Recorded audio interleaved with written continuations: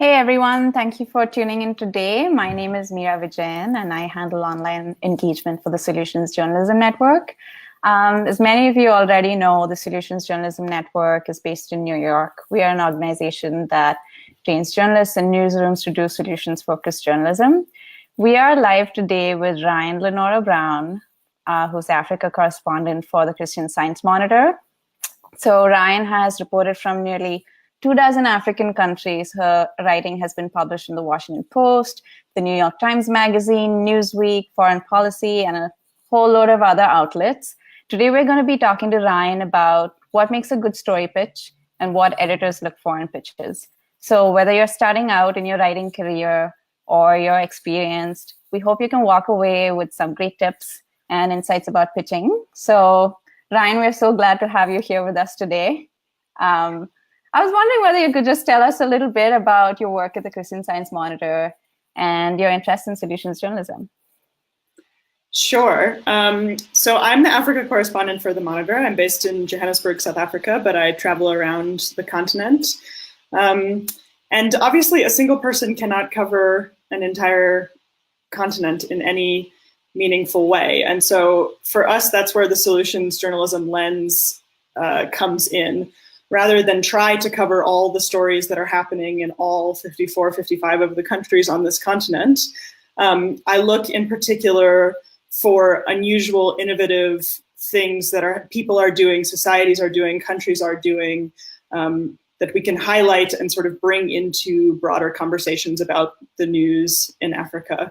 And I'd say also at the Monitor, we take quite a sort of broad view of what solutions journalism is. So it can be your sort of standard story about this group of people is trying this innovative thing to solve this problem, but it can also be like, here's this kind of inscrutable issue, and here are some smart people from different perspectives who can help you understand it.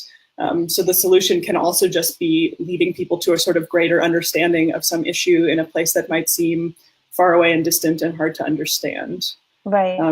Yeah. And when people pitch to you, you must be getting a lot of pitches, I'm sure. Like, what makes a pitch really stand out to you? What do you look for in a story pitch?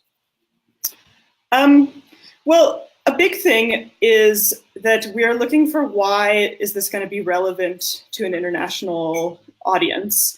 And I think that's the hardest thing, if you're a journalist and you've primarily written for your national or regional media before, is really telling us why an audience in the United States, in particular, which is where most of our readers are, might want to know about this thing happening in a place far from them. And the reason can sometimes be as direct as because, American foreign policy is involved somehow, or an American organization is involved. But it doesn't have to be that specific. It can also be because it says this, apparently small topic says something broader about the society or the country or a group of people, or it can be because you're highlighting something really unusual that's happening in this place that could offer guidance for other places struggling with similar issues.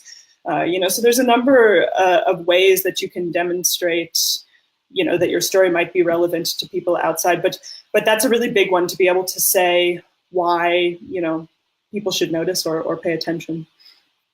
And we have some questions coming in that we can see, but I was hoping that we could get through like some of the main points over here. How important are titles? I mean, I know this is a question I'm sure editors get a lot, and editors are often pressed for time. So both in the email and the pitch, given how your day is going, do you often just look at the email headline, just tell whether that's a story that might catch your eye? Or do you really do you think that titles not matter as much as people think they do? I wouldn't, I see a lot of other things wrong with pitches that are much bigger issues than, a sort of dull title or a title that's too long or something. So I wouldn't put too much stock in that. If you can think of something, snappy, like if you can picture in your head what the headline of your story might be, and you can give that as the title of the pitch, well, then that helps us envision, what that story might look like when it's done. So it's helpful, but I wouldn't say it's, the most important thing. Now, because you said mistakes, what are mistakes that journalists make when pitching? I'm always wanted to hear this. I think the classic one, and as someone who's freelanced a lot, I know I have done this a lot myself, but is to pitch a topic rather than a story, right? So to come to me and say, well, there's a cholera outbreak happening in Zimbabwe right now. Can I write you something about that? Or there's an election happening in Nigeria. Can I write you something about that? That's a topic, and that topic might be quite interesting, but I need to know what story you're going to tell within that topic. And the difference between topics and stories is that stories have action, they have drama, they have characters, they have a sort of central theme or point. So I need to know all of those things within the topic. What are you going to tell me about a cholera outbreak in Zimbabwe or an election in Nigeria? That's going to illuminate some broader point or shed some interesting light on those subjects. So I think a big mistake people make often is to pitch a topic instead of a story. A story. And you talked a little bit about characters. How important are characters? Because I know in some stories, people sometimes have difficulty getting in, touch with people who might lead their story forward. Like, say, if it's a sexual assault victim, someone who has been in a situation where their identity is probably not to be known. So how important are characters, and what does one do when there's not a lead character in the story? How does one make a good pitch then? Well, I think, there needs to be characters or action of some kind that I can see. A pitch should have something of a cinematic quality to it, even if you're observing it from afar, because even if the characters are people you can't get access to, like the kind of people you just described, or, high-level politicians or something you might not be able to talk to, you still need to know what's happening and what's going on. And if you're a good storyteller, you should be able to give me a sense of, what that movie plot would be a little bit in the pitch, so that we have an idea of how the story might look. Right. And timeliness is another thing that you had mentioned. Does timeliness really matter in solution stories pitches? Like, what if it's a solution story, but it's kind of an issue that has been, like, say, an issue like poverty, which is a huge, broad topic. But you find a solution that is working today, but probably doesn't work tomorrow, or like not literally, but you know what I mean. How do you deal with pitches that sometimes don't have like a news peg or a breaking news angle to it? Yeah. Well, then again, I'm going to need to know what the movement is. I still need to know, even if there's not a news peg, why are we telling this story now? Why do you think readers need to know about it now? Is it because somebody has come in recently and proposed this new, sort of idea for how to end global poverty, and it's now being tested? I need to know what's happening now and where we are in the story and why this is an important moment to sort of zoom in on that issue and say something about it. And so that doesn't have to be directly connected to the news, although it helps if it can be in some way. But you do need to think about, we are a newspaper, right? So you do need to think about why this is timely and why this is relevant now at the moment for people to know about. Right. And what, maybe this is a little bit of a broader question, because now we talked about timeliness, characters, titles. What advice would you have for journalists who are actually just starting out pitching? Because pitching is a pretty daunting process. You don't really know when especially freelancers are starting out, or students are starting out.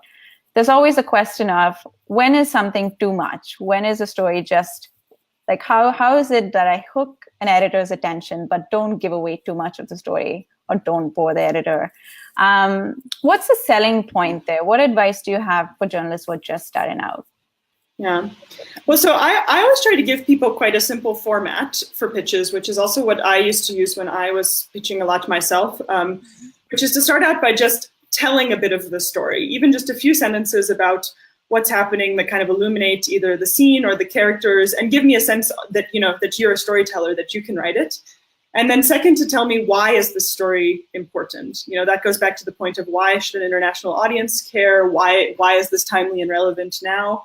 Why should we put this in our paper tomorrow or next week or whatever. Why should we tell this story to an international audience now?